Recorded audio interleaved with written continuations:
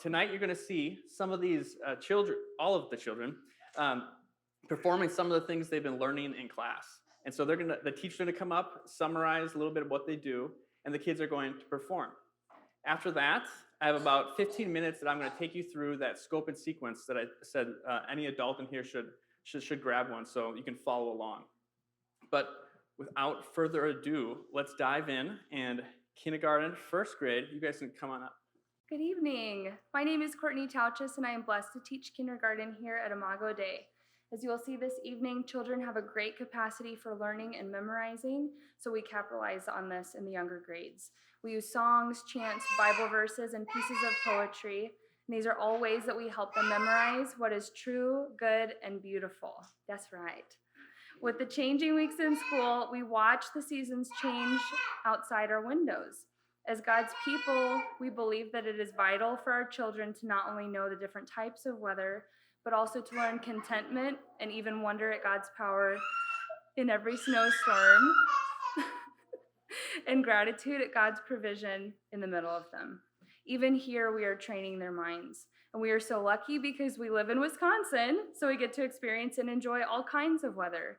Our curriculum does not ignore this. It dives into the reality that we have colds and deep snows, and it teaches our children to love it instead of to find it kind of annoying. I'm so sorry, I got a little lost here. Okay, so our curriculum dives into the reality of the seasons through story, paintings, and some of our favorite tools, poems. In poetry, we find that extra special rhythm that sticks with you and turns memorizing the passage into a joyful experience. It also makes it easier for students to memorize bigger ideas and to use more advanced language. We hope that the truths planted in their minds will remain there for the rest of their lives. So here are a few poems that Cassidy and I have enjoyed reciting throughout the year, and notice how the language builds as the student's capacity grows. So at the beginning of the school year, it's hot in September, and we learn the poem, I'm Glad. Cassie? I'm glad the sky is painted blue and the earth is painted green, with such a lot of nice fresh air all sandwiched in between. Very good. As we move into the cooler days of fall, we learn Little Wind. Little wind blow on the hilltop, little wind blow on the plain, little wind blow up the sunshine, little wind blow off the rain. Very good. And in the deep, cold days of winter, we learn the Frost Spirit. He comes, the frost spirit comes. You may trace his footsteps now on the naked woods and the blasted hills and the brown hills withered brown. He has smitten the leaves of the gray old trees where their pleasant green came forth, and the winds which follow wherever he goes have shaken them down to earth. Very good, Cassidy.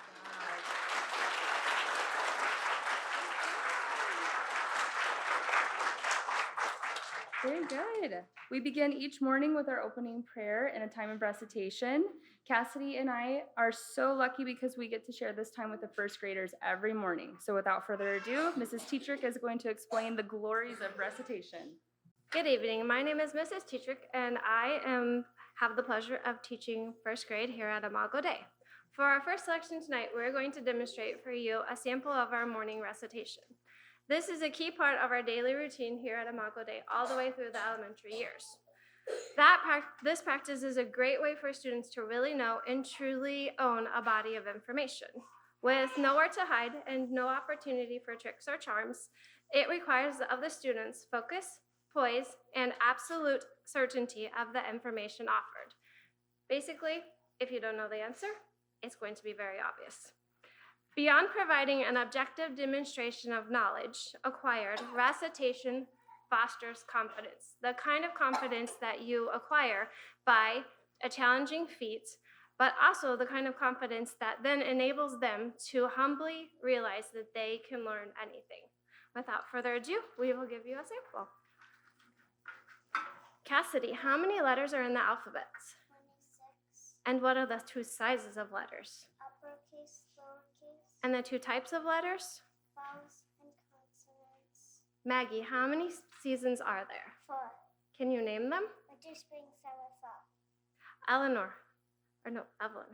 I'm sorry. How many months are in a year? 12. And can you name them in order? January, February, March, April, May, June, July, August, September, October, November, December. And Adeline? Addie. Oh my goodness. This is what we do every day. It's Eleanor and Addie, Evelyn, Addie.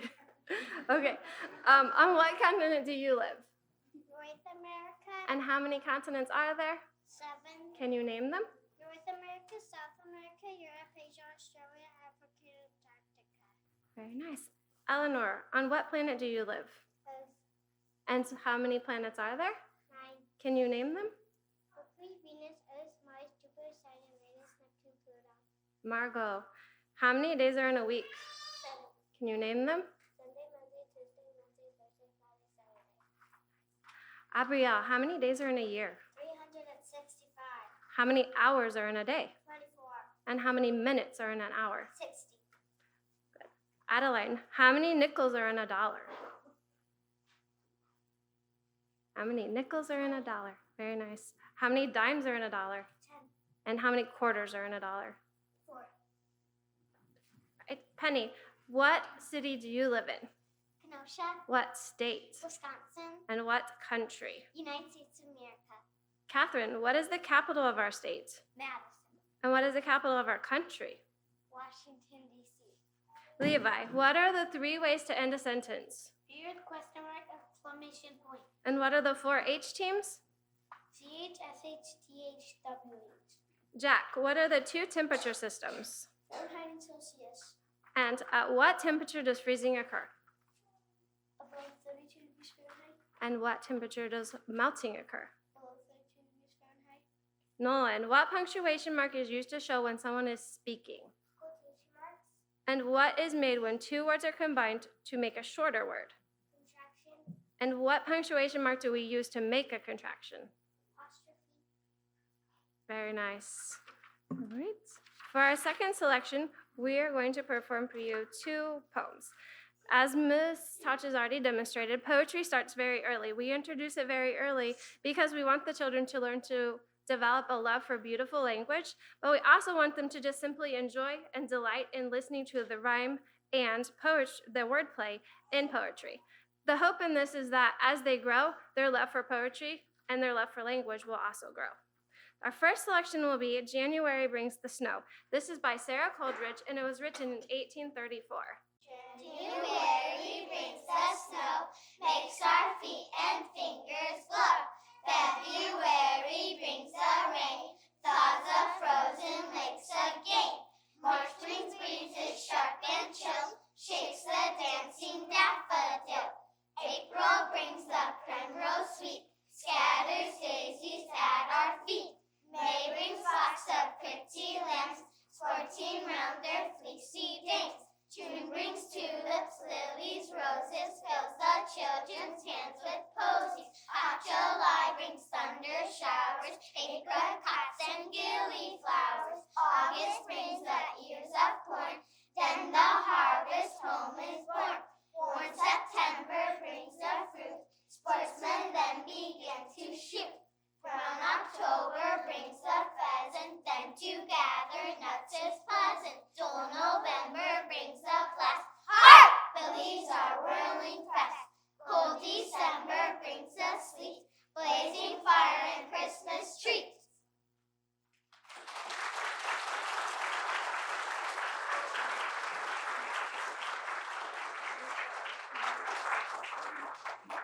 And for our last selection, we would like to present Don't Give Up by Phoebe Carey.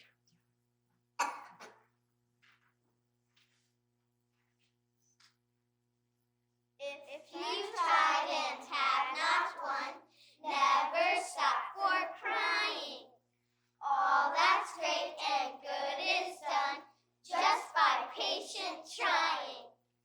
If by easy work you beat, who the more will prize you? Gaining victory from defeat, that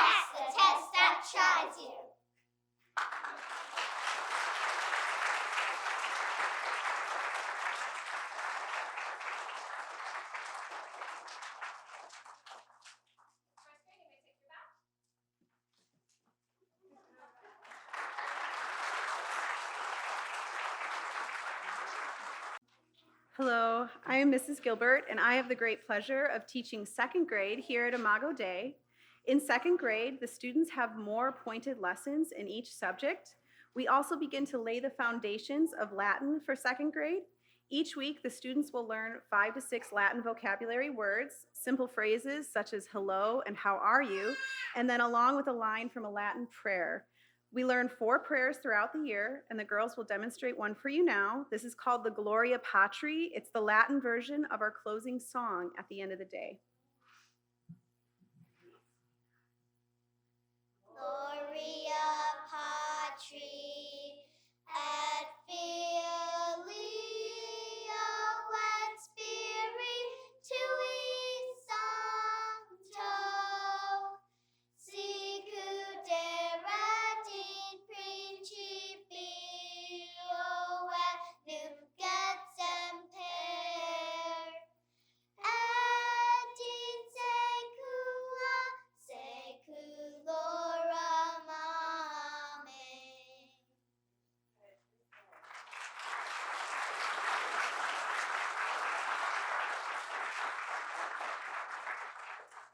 Second grade students will also begin to learn more direct Bible and history lessons. During the year, we cover biblical history from Genesis through Joshua alongside ancient Egyptian history. We use songs and chants to memorize particular stories and timelines. One of our recent lessons was about the 10 Commandments. By using song, the girls were able to memorize each commandment in order, which we're going to sing for you right now. Thank you and enjoy.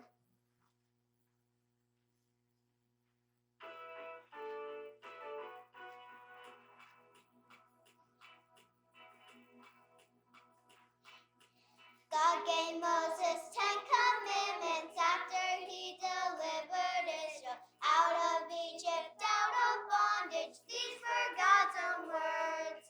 First commandment, God said, you shall have no other gods before me. Second, you shall not make for yourself a carved image. Third, you shall not take the name of the Lord your God in vain. Fourth, God said, remember the Sabbath day to keep it holy. Fifth, honor your father and your mother. Six, you shall not murder. Seven, God said, you shall not commit adultery. Eighth commandment, you shall not steal. Ninth commandment, you shall not bear false witness against your neighbor. 10, you shall not covet. God descended in the fire down upon the Mount of Sinai. On the mount he spoke to Moses. These are 10 commandments.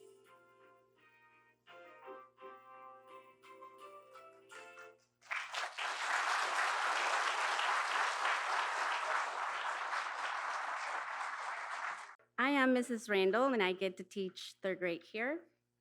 So in third grade, we teach Introduction to First Form Latin, and we approach it much like we do math. We want kids to master it over a period of years by constantly or consistently reciting, chanting, and memorizing their vocabulary and grammar. Also in third grade, students begin their studies in the English grammar. Here, we want the students to learn how language works, the way words form sentences, the way sentences express thought.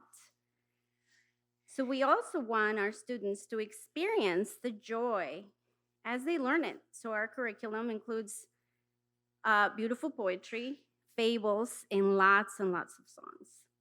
So today we bring you a sample of our Latin chants and our grammar songs. So here we go.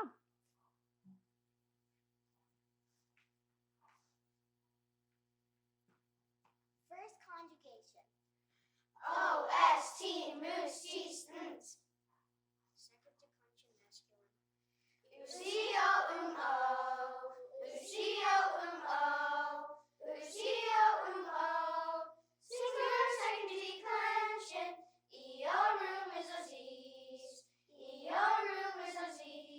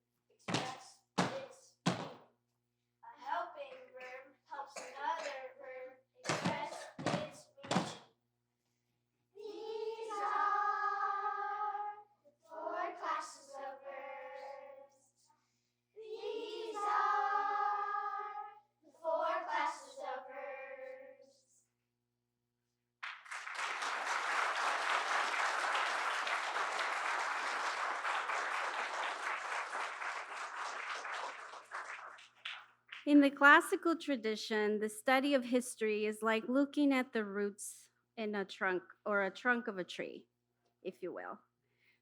For by it, we go back so that we can better understand its fruit, so to speak. So it's also like learning our ancestry, if you will. So we want children to engage in these stories, in our human story, and by it, help them shape in their Christian loyalties. In third grade, we go back in history and learn about two major civilizations, the Greek and the Rome. Greece and Rome. My goodness, I'm having trouble today. And to conclude our presentation, the children will recite the events we've studied thus far. So enjoy.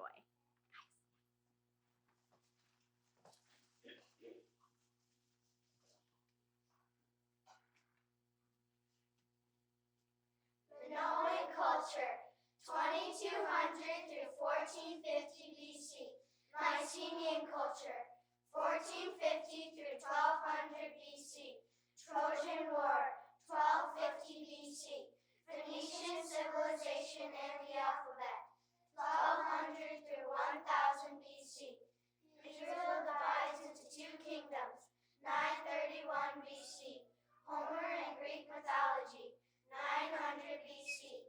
The Olympics, 776 BC. Founding of Rome, 753 BC. Greece colonized democracy begins, 750 through 508 BC. Israel and Judah fall, 722 and 586 BC. Prophets of God, 740 through 433 BC.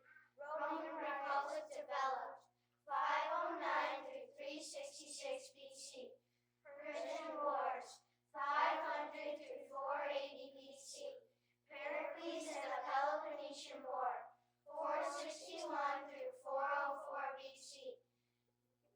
Greek philosophers, 450 through 322 BC. Nehemiah and the Jewish return, 444 BC. Alexander the Great, 356 through 323 BC. Architectural advances in Rome, 250 BC. Rome rises to world power by 146 BC. Reign of Julius Caesar, 59 through 44 BC. Reign of Caesar Augustus, 27 BC through 14 AD. Birth of Christ, 3 BC.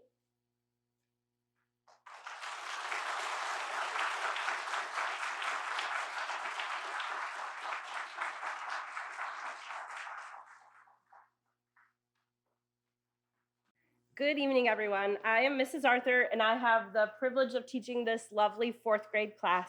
In fourth grade, we do continue to learn more poetry. The vocabulary just becomes more advanced. The poems that we chose for the children to learn this year are all from the Middle Ages and Renaissance time period. That also corresponds with what we're learning in history and also the novels we're reading for literature. Please enjoy their recitation of The Barefooted Friar.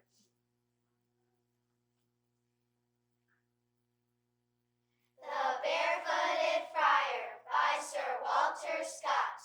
I'll give thee, good fellow, a 12-month or twain, to search Europe through from Byzantium to Spain. But ne'er shall you find, should you search till you tire, so happy a man as the Barefooted Friar. Your knight for his lady pricks forth in career, and is brought home at evensong, pricked through with a spear. I confess him in haste, for his lady desires no comfort on earth save the Barefooted Friar. Your monarch, pshaw, many a prince has been known to barter his robes for our cowl and our gown. But which of us e'er felt the idle desire to exchange for a crown the grey hood of a friar? The friar has walked out, and where'er he has gone, the land and its fatness is marked for his own. He can roam where he lists, he can stop when he tires, for every man's house is the Barefooted Friar. He's expected at noon, and no white till he comes may profane the great cheer or the porridge of plums. For the best of the cheer and the seat by the fire is the undeniable night, right of the barefooted friar. He's expected at night, and the pasties made hot. They broached the brown ale, and they filled the black pot. For the good wife would wish the good man in the mire. He lapped a soft pillow, the barefooted friar. Long flourished the sandal, the cord, and the cope. The dread of the devil and trust of the Pope. For to gather life's roses unscathed by the briar is granted alone to the barefooted friar.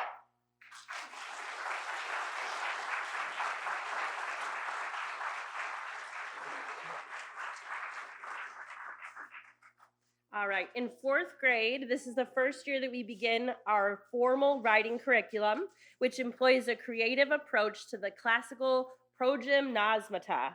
This Greek word just simply means preliminary exercises. Think of the progymnasmata as a step-by-step apprenticeship in the art of writing and rhetoric. Our students will serve as apprentices to the great writers and great stories of history. In the first semester, we focused on fables, and the children practiced the art of amplifying and summarizing these excellent moral tales.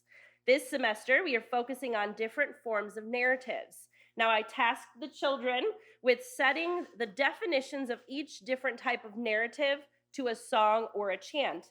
That way, that would help them each to memorize all of those different definitions. We would like to share these with you tonight. I have asked each group to step forward as they present the song that they chose to set their definition to music. So please enjoy.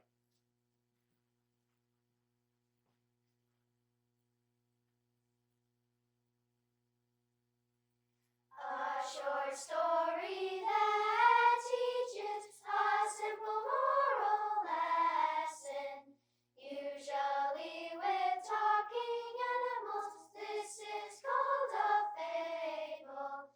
A short story that teaches a simple moral lesson, usually with talking animals. This is called a fable. A fanciful story for children, usually with magical people or creatures. This is a fairy tale. This is a fairy tale. This story is a narrative of true events from the past. This story is a narrative of true events from the past. History, history, history.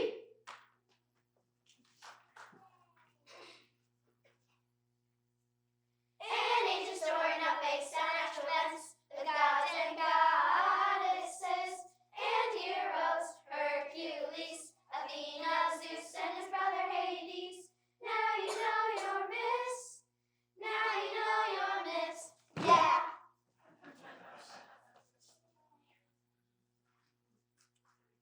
All forms of stories, from fairy tales to history to myths, to parables to fables. This is a narrative. Ooh, this is a narrative. Ooh. All forms of stories, from fairy tales to history to myths, to parables to fables. This is a narrative. Ooh, this is a narrative. Ooh.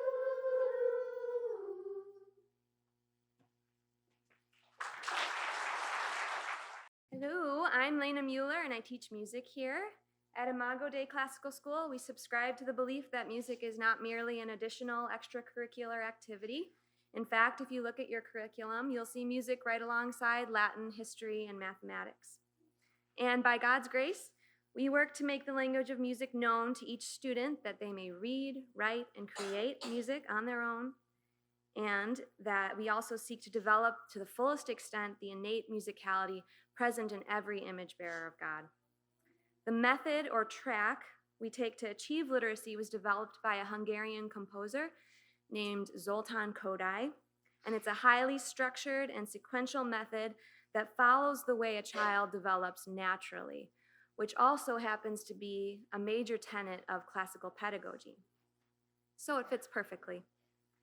Using simple American and Western folk song, hymns, games, and dances, we introduce the rudimentary principles of music, and at the appropriate time developmentally, the instructor reveals the true musical name to the students. Lord willing, by the end of 6th or 7th grade, the student is literate. They have been given all the tools they need to pursue musicality their entire lives. The 4th graders and I would like to show you in small part what this literacy looks like. We're going to show you one of those very exciting moments when they are ready to learn the name of a musical concept, and we affectionately call it the mystery sound. Understand that prior to this moment in class, and unbeknownst to the students, we will have sung songs and played games containing this musical concept for weeks. They have the sound practiced and performed, but they don't even know it. It's already a part of them. We are merely giving them the name by which they will call it the rest of their life.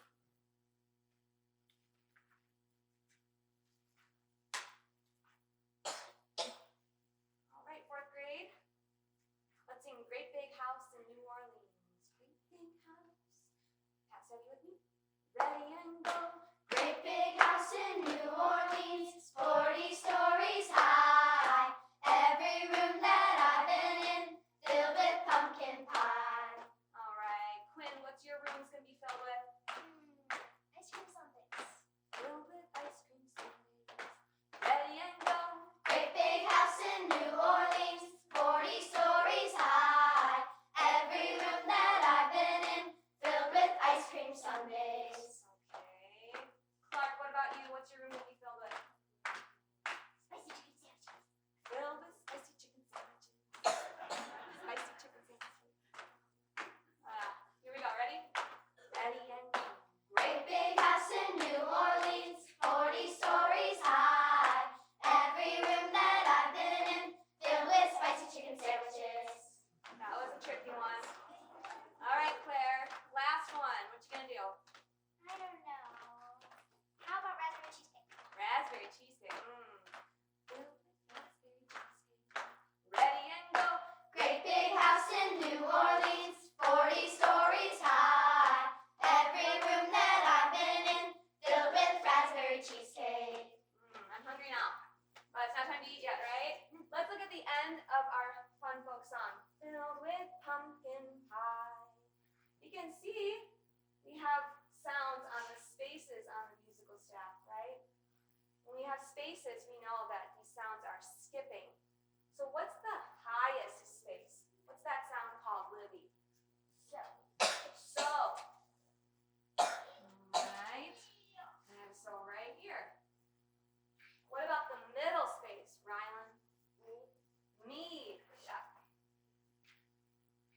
Me's on there, on there.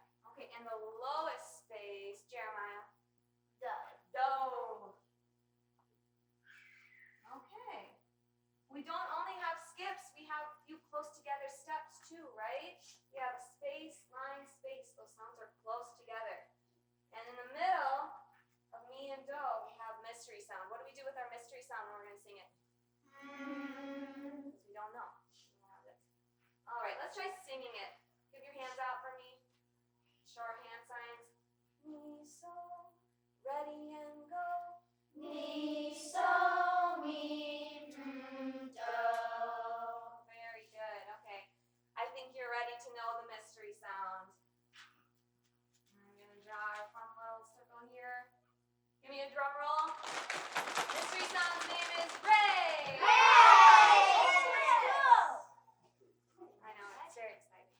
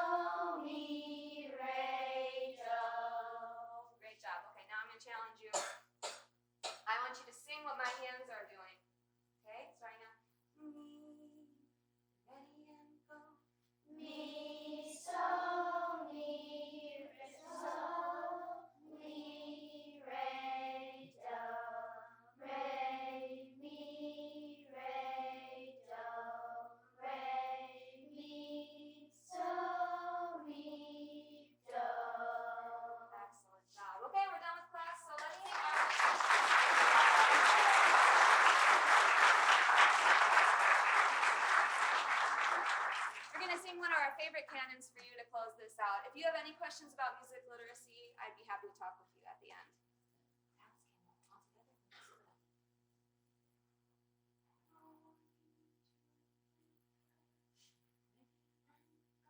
Glory to thee, my God, this night, for all the blessings of the light. Keep me, oh, keep me, King of kings, beneath thine own almighty wings. Glory to thee, my God, this night, for all the blessings of this life. Keep me, oh, keep me, King of kings, keep me on thine almighty wings, beneath thine own almighty wings.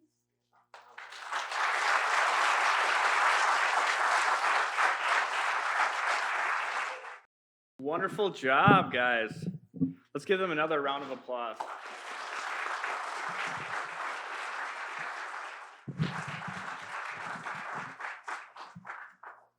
You guys did so well. I'm proud of you guys. All right. So, are we good with volume here? Okay. All right, if you haven't got one of these, you may awkwardly sneak out of your row to get one. So I'm just going to briefly, about 15 minutes, go over our scope and sequence.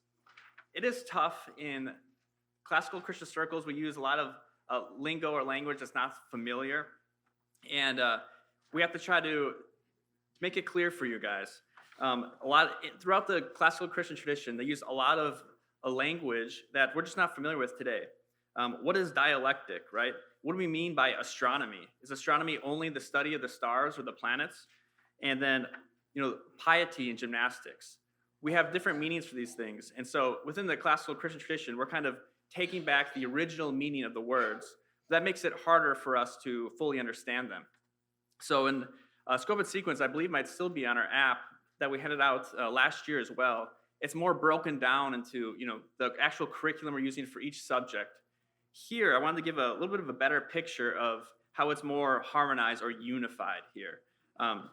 Modern schools today break everything down, and things are very they're unorganized, and they're torn apart almost. And so I want to show you what we're learning, but I also don't want to tear it all apart. I want you to know that what we do here is it's unified, it is harmonious, and all the subjects integrate with one another.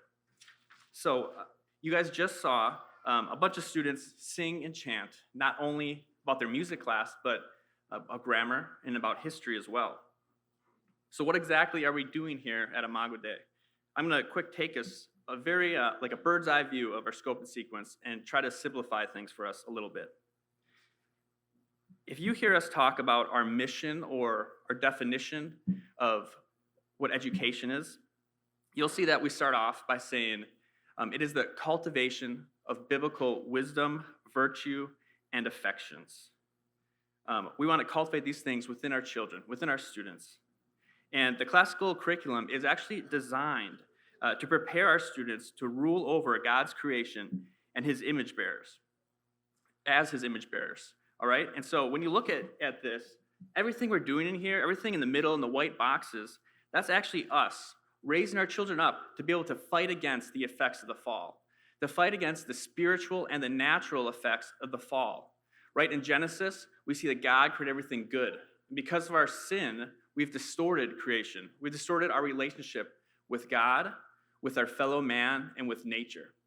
And so what we're doing is taking our students sequentially through a program of study that's going to help us become more fully human again, more like Christ. Now, how do we do this? Because this is a big task. And of course, it's only by the grace of God. Well, if you look on here, we're preparing to rule as image bearers, right? But the next section, we have two broad categories. And you could summarize all of that, everything we're doing at this school in these two broad categories of the liberal arts and enculturation. The liberal arts and enculturation. Now, when you hear the word liberal, you should not start thinking about your favorite Democrat politician, okay? We are talking about liberal as in liberty or freedom. These are the arts, the skills of word and number, the mathematical skills or the language arts and the mathematical arts. Okay, historically, these are called the liberating arts because they were part of the education of a free man. The man who received this kind of education was someone who often had the wealth and the ability to train their children in it as well. We're actually talking about, historically, the difference between a free man and a slave. But now we even can talk about it today as those who are enslaved to certain ideas, right? Who are enslaved to anything. It could be our phones. It could be, in math, it could be to the calculator. But it could be to our bosses, to those who have power over us, who have more knowledge of things.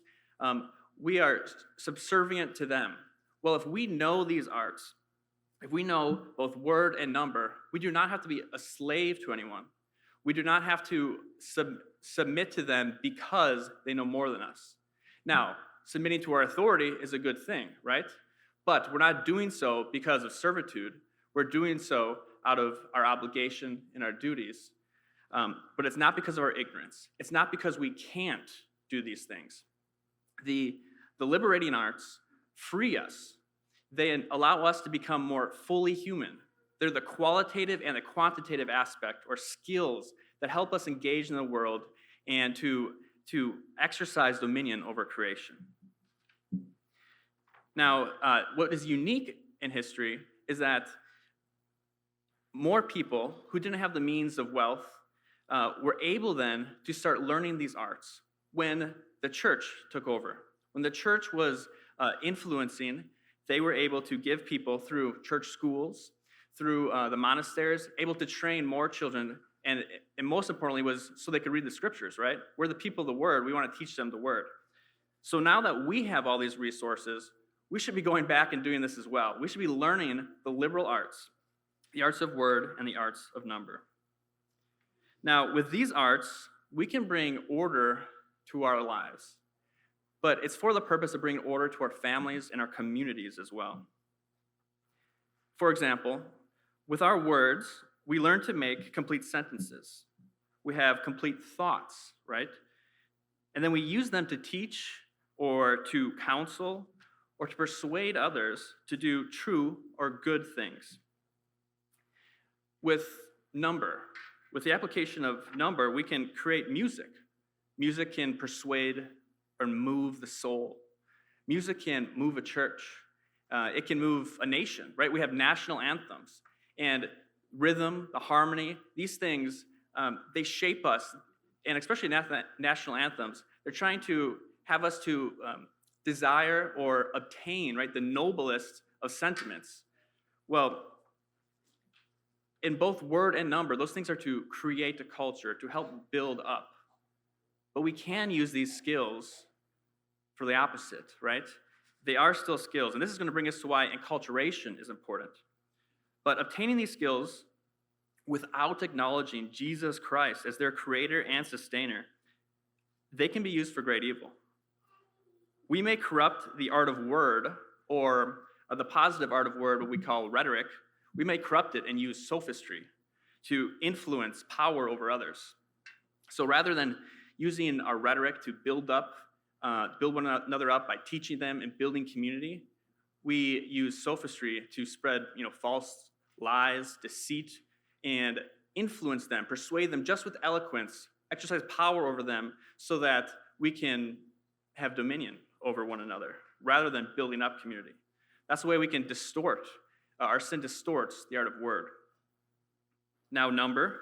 Well, just if we stick with music or rhythm, number, right? We can use rhythms to move people, to do the most base acts, things that would corrupt the soul. Wait, our national anthems are giving us honorable sentiments, right? But we also know that music can lead to many other things, as well as things that we would not approve of in public or in private or the public square. We walk around now today in the shopping mall or in a store, and there's music going on that not only the words, but the rhythm also actually has moral implications, what we're doing. So those are just two examples of how they're used to build us up, to build community, but we can also, because of sin, distort them. You see, natural law or natural revelation is very powerful, and it is good. But without Christ, our perception of these things is corrupted. It can be used to actually further poison things. So without Christ, the wisest of the Greeks, the wisest of the Romans, may rightfully be seen as foolish in the eyes of a humble Christian because they don't have true wisdom. They don't have the fear of the Lord or the word of God. So this leads us to enculturation. We have these skills. We have the arts of word and number, language arts, mathematical arts. So if you look on your curriculum, now we have this other section, which is enculturation. And there's a lot in here, but the purpose of enculturation is to give us these sentiments, right? It's the passing down of knowledge, reception of knowledge, and it's building up loves, desires, passing down our story to the next generation. That's what we're doing in enculturation. We might say that, now here you can see in there, we have Bible, we have history, literature, philosophy, theology, but this also includes things like our folk dancing, the liturgies that we do throughout the day, both as a school, in a communal, and in our individual classes. And this includes the fine arts and the common arts, okay? It's a lot packed in there. But the purpose of these things, the reason why we use them, is because it's the handing down of expected knowledge, traditions, habits, virtues, and sentiments. So if the classical tradition labeled those arts of word and number, those liberal arts, the liberating arts, as the academic emphasis of the curriculum, it's these enculturating elements which provide the foundation or the depth of the realities of truth, goodness, and beauty. To know these things, to be encultured, and piety and scripture then allows truth, goodness, and beauty to be known, experienced, and actually lived out. So during these K through 12 years, kindergarten through 12th grade, we're not engaging in like a formalized or a specialized study of history or economics. We're not making practitioner historians or practitioner economists. These matters belong to self-study after they leave 12th grade or to college and to the social sciences. What we are using them for is to engage in the greatest works of the Western and Christian tradition. And we're doing so through a biblical lens in order to learn the story of our ancestors, where we fit into that story and the virtues that we can learn from these stories. We are learning what it means to be human and how we ought to live in right relationship with God, our fellow man, and with nature.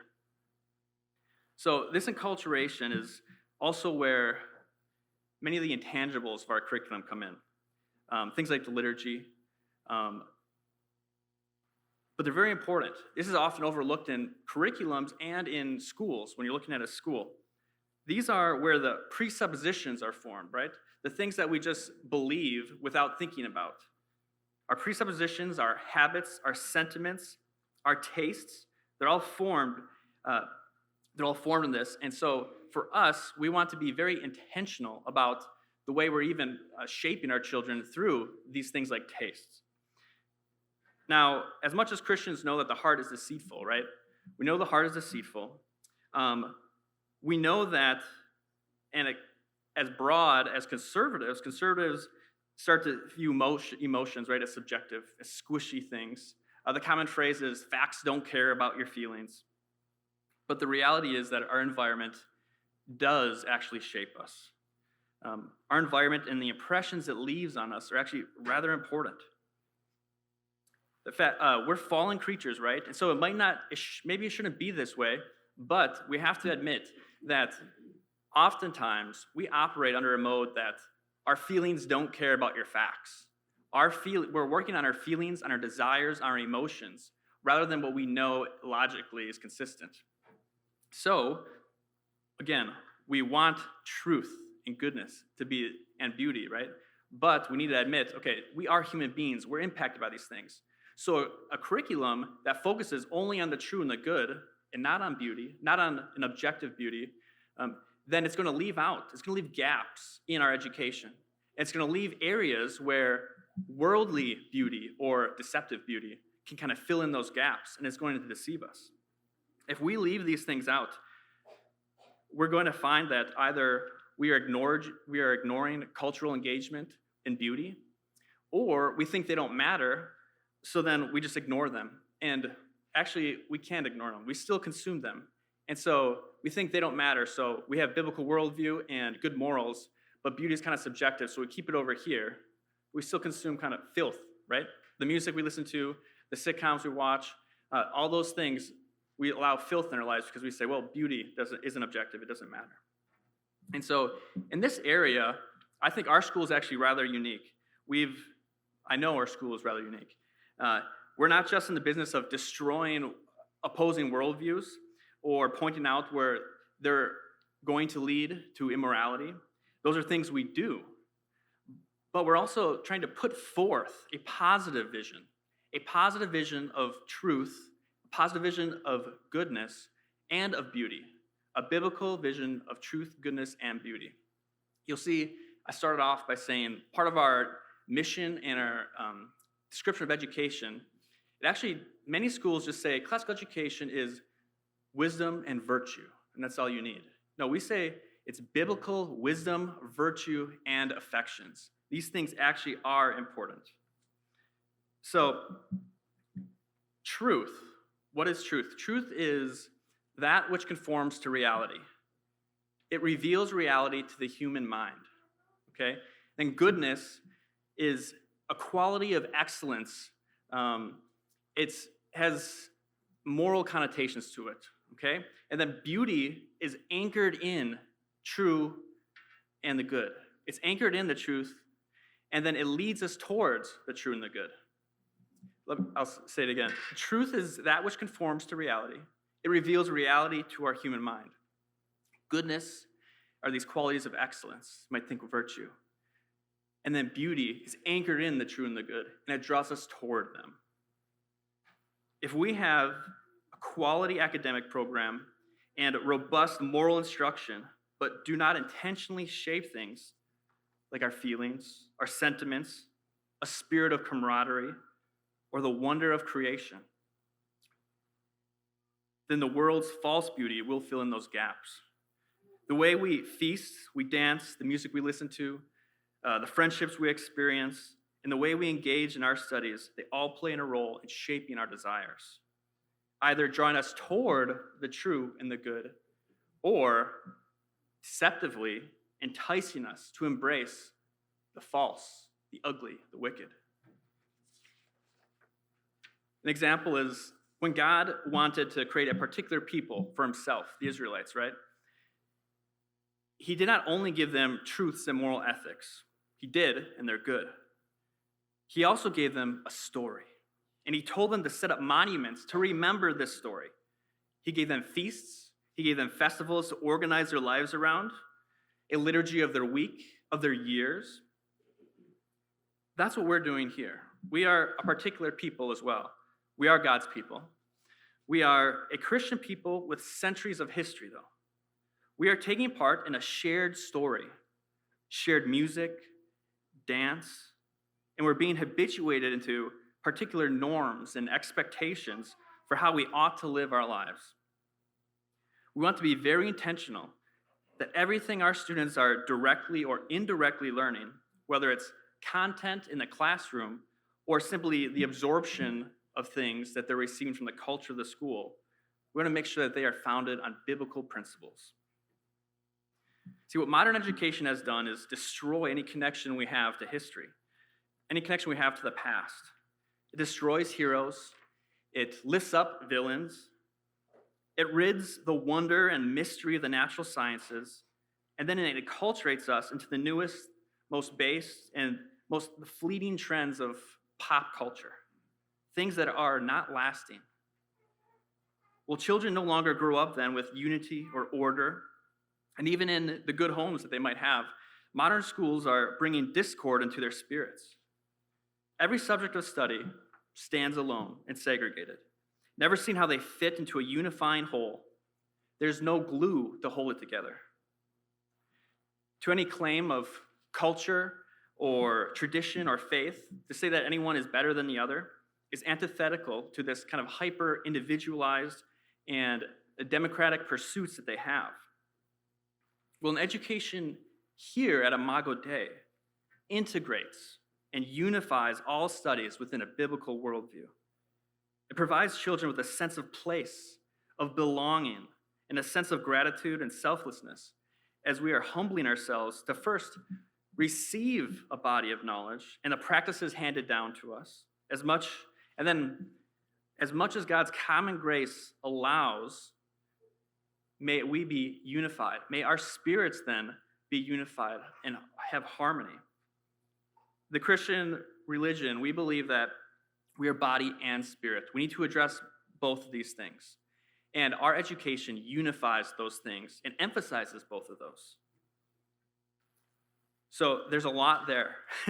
But if we look to at the end or the completion of this K through 12 sequence here, we see that our students will have been enculturated into a biblical worldview with biblical life practices. This end here in the blue. And they'll have obtained mastery over the tools of learning, both the quantitative and qualitative. And they will be image bearers, prepared to rule over God's creation with biblical wisdom, virtue, and affection. Now, where your child goes after graduation doesn't really matter. They will be prepared to pursue the unique calling that God has placed on their lives through this kind of education. It is our hope that these young men and women will be able to inhabit the world with sound reasoning, sound thoughts, with harmonious souls, with a sense of place and belonging in God's story, and with such a poetic and a moral imagination that they will be able to more greatly experience the love of God and the wonders of his good creation, and do it all to his glory.